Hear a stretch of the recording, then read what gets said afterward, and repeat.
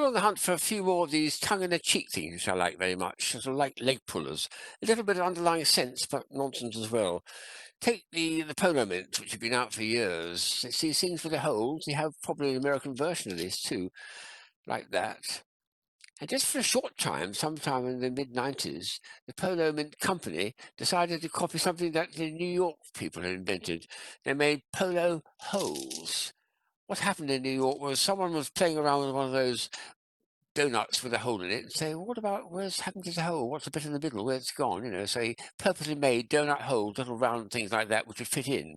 And Polo Company decided to do the same thing. So these are the polos which they've been making for years and years and years.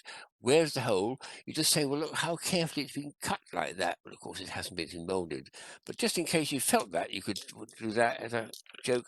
Here's some holes, and I'll take one of the ones out to show what they meant to do. Well, running all over the place. It's very, very small, but it will actually fit into the mints very nicely. That's what they're selling, along with the normal polos. And look at the fit like that. My goodness, it's perfect.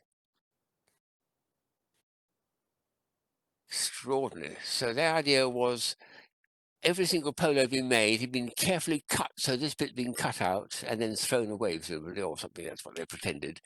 And in fact, it's made like that in the mold. But it's a nice idea. Have polo holes, not polo mints. Well, they are mints, but you know they're the actual holes that go inside. I've got about 3 tubs of those, I think. Here's another one which I like. It's a cigarette which I keep in a box like that. Why is that? Well, it's not just a normal cigarette, of course. Looks like a cigarette, isn't it? Take the top off, though. Top? Yes, it's a filter. Oh, yes, and suddenly realize what you're looking at. You're looking at a lighter. This one is quite old, 40 years old, so I can't get the gas in there to stay inside. But the idea is you light that, take out another cigarette from the same packet, which is a real cigarette, and light it with a cigarette lighter. Ooh, clever.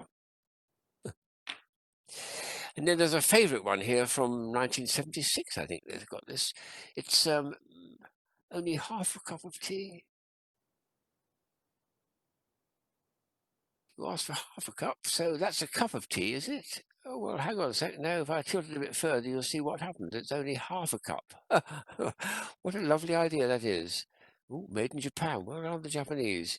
So that's been a lovely little joke item for me to give to people or show people when we're having a tea party. It's a lovely one. So, and another one, also from the same genre, but not the same company, it was just a German one, is when you invite people to come round for a bit of high tea, they call it. It's certainly in North England, it's well known.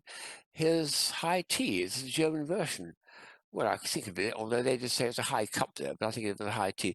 It's a cup which has been put on a pillar and made very tall, so it's high tea by any other words. Oh, a little pun there. But nice one. Do you like it? I'll have a little sip. Yeah, right. Air.